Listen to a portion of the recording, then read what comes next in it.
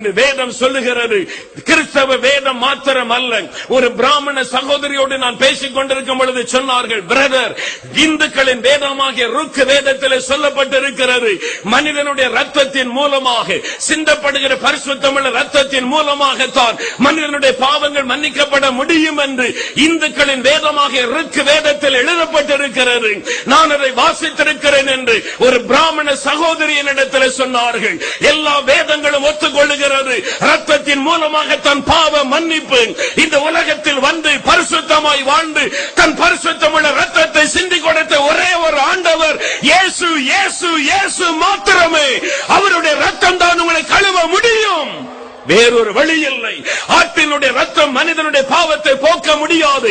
கோழியின் ரத்தம் மனிதனுடைய பாவத்தை போக்க முடியாது. மாட்டினுடைய ரத்தம் மனிதனுடைய பாவத்தை போக்க முடியாது. இயேசு கிறிஸ்துவின் பரிசுத்தமுள்ள ரத்தம், அதற்குத்தான் அவர் மனிதனாய் வந்தார். தன் ரத்தத்தை சிந்தி இருதயத்தை சுத்திகரிப்பதற்காக.